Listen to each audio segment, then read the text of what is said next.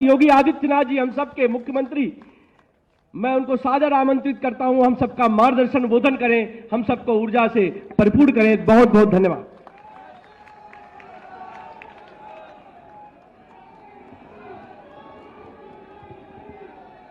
भारत माता की, भारत माता की, भारत माता की, वंदे वंदे वंदे। सामाजिक प्रतिनिधि सम्मेलन में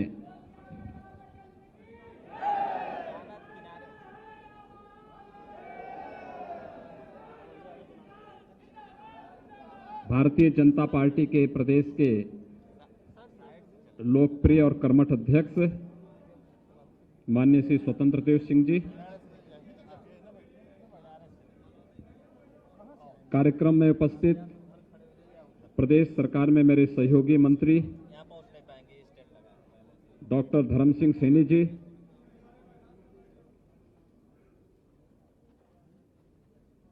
पिछड़ा वर्ग आयोग के अध्यक्ष श्री यशवंत सैनी जी, माननीय सांसद श्री रविंद्र कुशवाहा जी,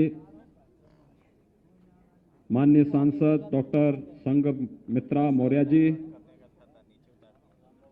माननीय विधायकगण श्री बहोरन लाल मौर्य जी, सुशील साक्य जी, राम रतन कुशवाहा जी,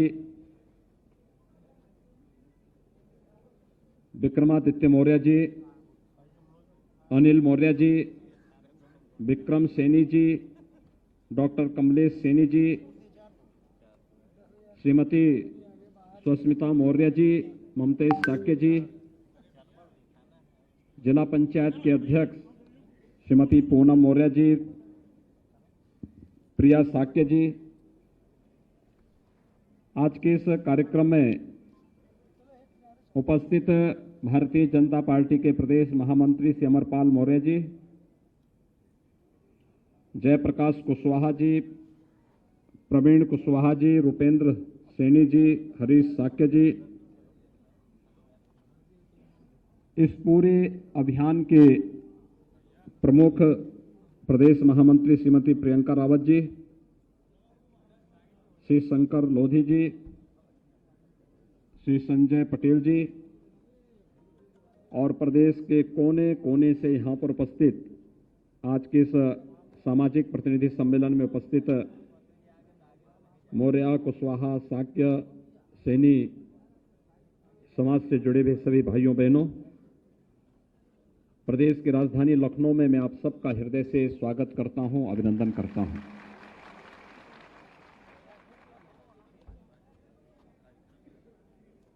सामाजिक जागरूकता जब भी किसी समाज में आती है और वह अपने समाज के विकास के साथ साथ राष्ट्र की चिंता करते हुए आगे बढ़ता है तो वह प्रगति करता है। लेकिन जब भी व्यक्तिगत स्वार्थ के लिए कोई व्यक्ति समाज का दोहन करता है तो भले ही व्यक्ति कितना भी उससे लाभ क्यों न ले ले, समाज कभी उन्नति के शिखर तक नहीं पहुंच सकता। कुछ चीजें हैं जो इतिहास हमें सीखने के लिए और सोचने के लिए मजबूर करता है। भाइयों बहनों, आप में से बहुत सारे लोग होंगे जिन्होंने वो दृश्य देखा होगा जब अफगानिस्तान के बामियान में महात्मा बुद्ध की 2500 वर्ष पुरानी मूर्तियों को तालिबान ने तोप लगाकर के तोड़ा था। आप में से वो दृश्य किस लोगों ने देखा था? आज से लगभग 20 वर्ष पहले की घटना है और तालिबान की उस क्रूरता को दुनिया ने भी देखा था। बुद्ध ने दुनिया पे कभी युद्ध नहीं थोपा। शांति, मैत्री और करुणा की बात जब भी दुनिया के अंदर होगी तो भगवान महात्मा बुद्ध सदैव पूरी मानवता के लिए प्रेरणा और श्रद्धा के केंद्र बिंदु बने रहेंगे। लेकिन शांति, मैत्री और करुणा के इस महामानव को, उनकी मूर्तियों को तालिबान ने कैसे तोड़ा था, यह दृश्य भारतवासियों को कभी भी विस्मृत नहीं करना चाहिए और दुनिया में शांति और सौहार्द के पक्षधर किसी भी व्यक्ति को कभी नहीं भूलना चाहिए। क्योंकि बुद्ध ने तो करुणा की बात की, मैत्री की बात की, शांति की बात की। बुद्ध की प्रतिमा को तोड़ने का मतलब शांति को तोड़ना, भंग करना, दुनिया के अंदर आपसी सौहार्द को नष्ट करना। और हम लोगों ने तब भी, मैंने 1999 में इस बात को कहा था, तब भी मैंने इस बात को कहा था कि इन्होंने, महात्मा बुद्ध को, इसके माध्यम से भारत की आत्मा को ठेस पहुंचाने का कार्य किया था। एक दिन इनकी बड़ी दुर्गति होगी जिन्होंने महात्मा बुद्ध की मूर्ति को तोड़ा है। और भाइयों बहनों, आपने देखा होगा उसके कुछ ही दिनों के बाद जब अमेरिका के ड्रोन बम वहां गिर रहे थे और तालिबान के ऊपर उनकी चमड़ियां बारूद से झुलसती जा रही थी, तो हम लोगों ने कहा था महात्मा बुद्ध के साथ किए गए आपकी क्रिया की ईश्वर तुम्हें उसकी प्रतिक्रिया दे रहा है।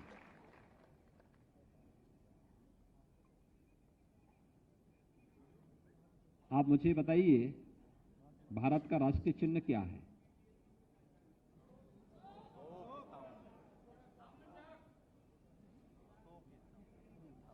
भारत के तिरंगे के बीच में क्या है? याद रखना, भारत का जो राष्ट्र चिन्ह है वह अशोक की लाट के ऊपर जो सिंह है ना, वही भारत का राष्ट्र चिन्ह बना है।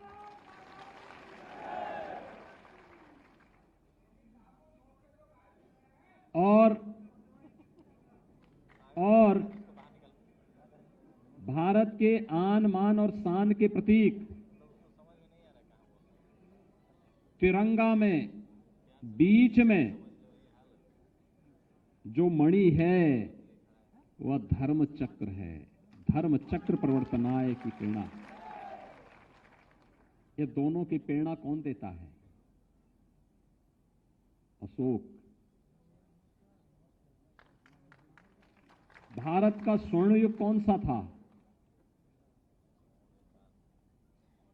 चंद्रगुप्त मौर्य का था। भारत की सीमाएं कहां से कहां तक फैली थी मालूम है? आज जो पाकिस्तान है, बांग्लादेश है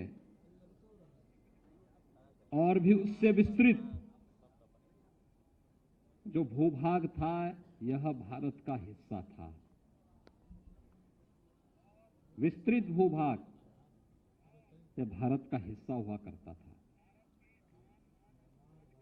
लेकिन समय के अनुरूप हम अपनी एकता को बनाए नहीं रख पाए और जाने अनजाने में मध्य एशिया से जुड़े हुए उन बर्बर जातियों को हमने यहां पर हमला करने के लिए मजबूर कर दिया और वे लोग यहां आकर के हमारी संपदा को लूटते गए, तोड़ते गए, नष्ट करते गए। और एक समय वो था जब चंद्रगुप्त मौर्य का सामना, यानी इतिहास कैसे विकृत किया जाता है। इतिहास ने अशोक को या फिर चंद्रगुप्त मौर्य को महान नहीं बहुत बताया।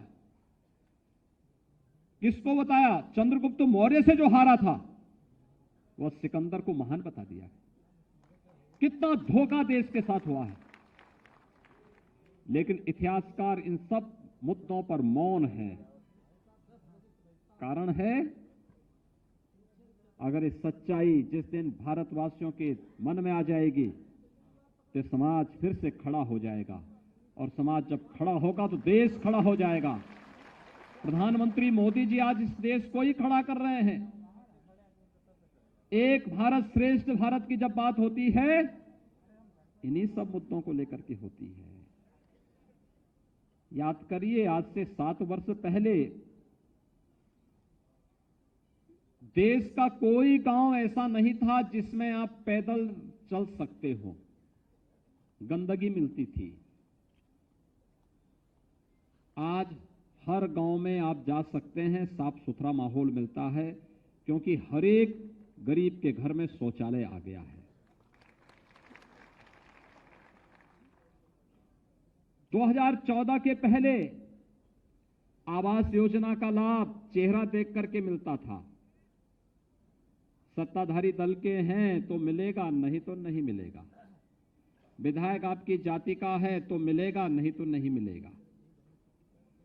आज तो देश के अंदर 10 करोड़ लोगों को आवास मिल गए। 10 करोड़ लोगों को, 10 करोड़। 10 संख्या कम होगी, लेकिन जब उसको आप बिंदी बढ़ाते जाएंगे ना एक के आगे, और जब गिनेंगे, अकेले उत्तर प्रदेश में यानी कितने बड़ी संख्या में आवास दिए जा रहे हैं। 43 लाख आवास अब तक हम लोग प्रदेश के अंदर यहां के गरीबों को दे चुके हैं।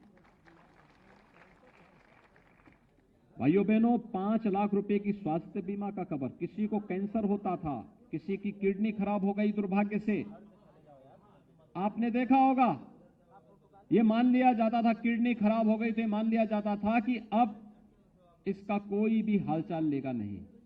कैंसर हो गया तो मान लिया जाता असाध्य हो गया बीमारी। लेकिन भाइयों बहनों, आज आपने देखा होगा आयुष्मान भारत के अंदर और मुख्यमंत्री जन स्वास्थ्य सुरक्षा योजना के अंतर्गत, जन आरोग्य योजना के अंतर्गत हर एक व्यक्ति के लिए 5 लाख रुपए सालाना स्वास्थ्य बीमा का कवर तैयार है। लाखों लोग, करोड़ों लोग देश के अंदर इस सुविधा का लाभ ले रहे हैं। ये सुविधा पहले भी दी जा सकती थी। और 2 चीजें साफ हैं, वर्तमान में कोरोना महामारी का सामना पूरी दुनिया कर रही है। महामारी या बीमारी किसी को चेहरा देख करके नहीं आती है। जो उसकी चपेटे में आएगा वो उसका शिकार हो जाएगा। इससे पहले यही हुआ। कहते हैं जब देश के अंदर प्लेग आया था पहली बार 100 साल पहले, 2.5 करोड़ लोग मरे थे। 2.5 करोड़ लोग मरे थे, और 2.5 करोड़ सब बीमारी से मरे थे ऐसा नहीं। इसमें से एक बड़ी संख्या वो थी जो भूख से मरी थी, क्योंकि लोग अस्त व्यस्त हो गए, सब कुछ भाग गए, लोग जहां था छोड़ करके गांव के गांव सफाए हो गए। लेकिन कोरोना महामारी में उससे ज्यादा तीव्र महामारी थी। और कोरोना महामारी में आपने देखा होगा, टेस्ट फ्री, उपचार फ्री, राशन फ्री, और राशन फ्री के साथ साथ मुफ्त में टीका, यानी फ्री में वैक्सीन, सबको वैक्सीन फ्री, ये प्रधानमंत्री मोदी जी ने दिया। पहले दवा के अभाव में लोग मरते थे, और फिर भूख से मौतें होती थी। आज भूख से भी मौत नहीं हुई, और लोगों को फ्री में उपचार की व्यवस्था भी केंद्र की सरकार ने और प्रदेश की सरकार ने पूरी मजबूती के साथ उपलब्ध करवाया। अमेरिका का हेल्थ इंफ्रास्ट्रक्चर हमसे अच्छा है, लेकिन भाइयों बहनों, वहां से बेहतर कोरोना प्रबंधन भारत का है, और उसमें भी उत्तर प्रदेश का सबसे अच्छा है।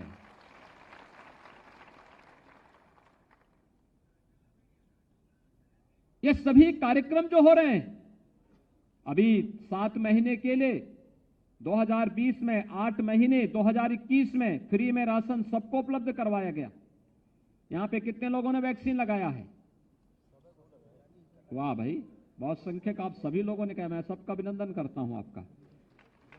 आपसे मैं आग्रह करूंगा कि जिन लोगों ने वैक्सीन नहीं लगाया उनको वैक्सीन लगाने के लिए प्रेरित करेंगे प्रेरित। ये हमारा राष्ट्रीय कार्य है, नेशनल मिशन है, और इस राष्ट्रीय कार्य में हम सबकी सहभागिता होनी चाहिए। ये केवल शासन प्रशासन का दायित्व नहीं है, हर नागरिक की, हर जिम्मेदार नागरिक की जिम्मेदारी बनती है। मेरा देश रोग से मुक्त हो, मेरा देश भूखमरी से मुक्त हो। प्रधानमंत्री मोदी जी ने 15 महीनों तक फ्री में राशन दिया, होली से लेकर दीपावली तक फ्री में राशन, और सरकार ने तय किया है कि दीपावली से लेकर होली तक फिर हम लोग फ्री में राशन देंगे। इस राशन में खाद्यान्न तो देंगे ही देंगे, 1 किलो दाल, 1 किलो खाद्य तेल, 1 किलो नमक भी उपलब्ध करवाएंगे हर एक परिवार को। दिसंबर महीने से ही मिलना प्रारंभ हो जाएगा। इस प्रकार का कार्य पहले कभी नहीं होता हुआ देखा होगा आपने। सरकारें आई होंगी, घोषणाएं करती रही होंगी, बड़ी बड़ी घोषणाएं करती रही होंगी। किसी ने गरीबी के नाम पर, किसी ने जाति के नाम पर, किसी ने क्षेत्र के नाम पर, किसी ने भाषा के नाम पर, किसी ने किसी अन्य नाम के नाम पर तमाम लुभावने नारे दिए होंगे। लेकिन भाइयों बहनों, हम सबको इस बारे में देखना होगा, भारतीय जनता पार्टी ने जो कहा सो करके दिखाया है। जो कहा सो करके दिखाया। कोई इस मामले में इफ बट नहीं लगता है। जो कहा सो करके दिखाया। हमने कहा कश्मीर से धारा 370 हटाएंगे, हटा दिया गया, एक झटके से हटा दिया गया। भारतीय जनता पार्टी ने 2017 में कहा था कि संवैधानिक दायरे में रह करके अयोध्या की समस्या का समाधान करेंगे। अयोध्या में भगवान राम का भव्य मंदिर के निर्माण का कार्य आगे बढ़ गया है।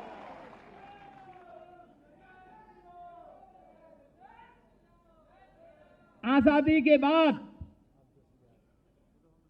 कभी भी कोई ऐसा कार्य नहीं हुआ पिछली सरकारों के कालखंड में जो कहा जा सके कि भारत के गौरव को आगे बढ़ाता हो। याद करिए, नालंदा में अंतर्राष्ट्रीय विश्वविद्यालय अटल जी की देन है। नालंदा का विश्वविद्यालय की चर्चा हो रही थी ना यहां पे भी। वह अटल जी ने फिर से उसका पुनर्निर्माण कराया। उसको किसने तोड़ा था? भाइयों बहनों, हमें नहीं भूलना चाहिए। जो लोग विभाजन की बात करते हैं, एक प्रकार से प्रत्यक्ष रूप से तालिबानीकरण को वह समर्थन देने का कार्य करते हैं। और आपने देखा होगा, तालिबान जैसे ही फिर से अफगानिस्तान में घुसा, तमाम स्वर उभरने लग गए थे तालिबान के समर्थन में। कठोरतापूर्वक कार्रवाई की गई, तब स्वर शांत हो पाए। तालिबान का समर्थन का मतलब मानवता विरोधी शक्तियों को समर्थन देना। बुद्ध के शांति और मैत्री के संदेश को रोकने की साजिश का हिस्सा है तालिबान का समर्थन करना। महिलाओं और बच्चों के विरोधी तालिबान के कृत्यों का समर्थन करने का मतलब महिलाओं और आधी आबादी का अपमान करना, बच्चों का अपमान करना। और कुछ लोग उस दिशा में आगे बढ़ाना चाहते हैं। हमें उससे सावधान होना होगा। एक दूसरा, महात्मा बुद्ध से जुड़े हुए सर्वाधिक स्थान उत्तर प्रदेश में, और कुशीनगर को अंतर्राष्ट्रीय हवाई अड्डा देने का काम भी प्रधानमंत्री मोदी जी ने किया है। उसका उद्घाटन भी हो गया है। और एयरपोर्ट का नाम भी किस नाम पर रखा गया है? महात्मा बुद्ध के नाम पर, भगवान बुद्ध अंतर्राष्ट्रीय हवाई अड्डा।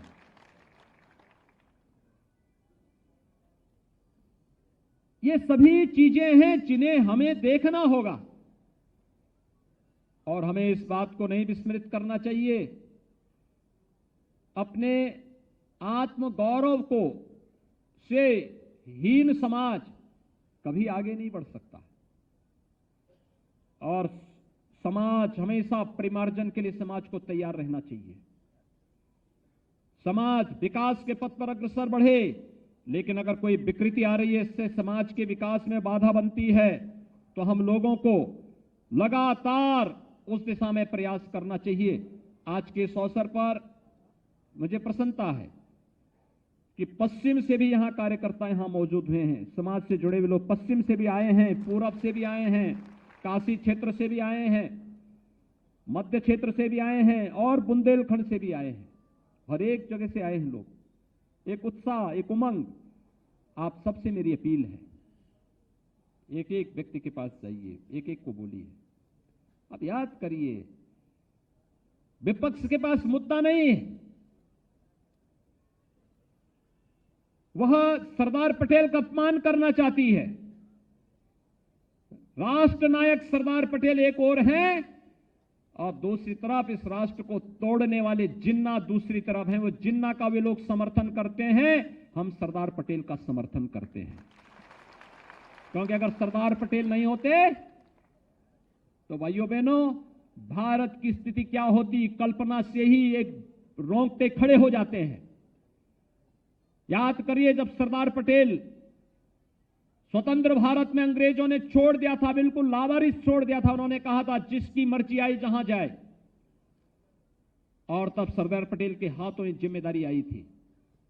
देश के उप प्रधानमंत्री और गृह मंत्री के रूप में उन्होंने पूरे भारत को एकजुट करने का जो अभियान प्रारंभ किया, जूनागढ़ का नवाब और हैदराबाद का निजाम, ये दोनों कहते थे कि नहीं, हम नहीं भारत गणराज्य में शामिल होंगे। सरदार पटेल ने कहा कि सीधी बातों से मानोगे ठीक है, नहीं तो टेढ़ी हाथ टेढ़ी उंगली से भी हमें घी निकालना आता है।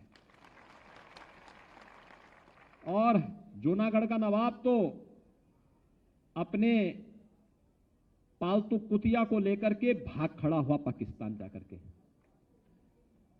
अपने बीवी बच्चों को छोड़ गया यहीं पे।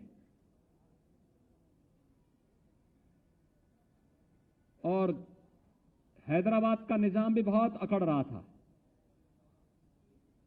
आप आश्चर्य करेंगे, उस समय के प्रधानमंत्री जब हैदराबाद गए थे तो निजाम मिलने नहीं आया। तब सरदार पटेल स्वयं गए। उन्होंने कहा कि भाई देखो, हैदराबाद रियासत का विलय भारत गणराज्य में हो गया है, आप अब सत्ता छोड़ दीजिए, और अगर सीधी बातों से नहीं करोगे तो हमें सैन्य कार्रवाई करनी पड़ेगी। वह भी नतमस्तक हो गया। भाइयों बहनों, सरदार पटेल भारत के राष्ट्र नायक हैं और जिन्ना सदैव भारत के लिए खलनायक ही रहेंगे। जो लोग खलनायक का सम्मान कर रहे हैं, क्या आप उसका समर्थन करेंगे? क्या जनता को बताएंगे? सरदार पटेल राष्ट्र नायक हैं, चंद्रगुप्त मौर्य राष्ट्र नायक हैं, अशोक महान हैं, महात्मा बुद्ध दुनिया के अंदर सदैव शांति, मैत्री और करुणा के रूप में पूजे जाते रहेंगे। लेकिन जो लोग आज जिन्ना का समर्थन कर रहे हैं, एक प्रकार से तालिबान का समर्थन भी कर रहे हैं। तालिबान के समर्थन में नारेबाजी तो वहीं से शुरू हुई थी ना, तालिबान के समर्थन में इन्होंने ही वक्तव्य दिए थे ना। इसलिए भाइयों बहनों, हमें इन सब बातों को समझने का प्रयास करना चाहिए। आप यहां पर तमाम अपनी इतनी दूरी तय करके यहां पर आए हैं, आप सबका मैं प्रदेश की राजधानी लखनऊ में हृदय से अभिनंदन करता हूं और आप सबसे अपील करूंगा, केंद्र और प्रदेश सरकार की योजनाओं को अपने साथ जोड़िए। अपने माननीय सांसद, माननीय विधायक के साथ मिल करके, पार्टी के पदाधिकारियों के साथ मिल करके एक एक घर को जाइए और एक एक घर से संवाद बनाइए और कहिए कि भाइयों बहनों, आप सबको भारतीय जनता पार्टी के समर्थन में सहयोग के लिए खड़ा होना होगा और भारतीय जनता पार्टी के साथ खड़े होकर के फिर से उस राष्ट्रवादी सरकार को, राष्ट्रवादी सोच की सरकार को प्रदेश के अंदर गठित करने के लिए अपना योगदान देना होगा, जिसके कारण प्रदेश में भयमुक्त समाज की स्थापना, गुंडा मुक्त समाज, माफिया मुक्त समाज की स्थापना करने में मदद मिल सके और हर गरीब को, हर गांव को, हर किसान को, हर नौजवान को, हर महिला को सुरक्षा, सम्मान और स्वावलंबन के पथ पर अग्रसर किया जा सके। इस विश्वास के साथ आपके इस पूरे कार्यक्रम के प्रति मैं अपनी शुभकामनाएं देता हूं। धन्यवाद। जय हिंद।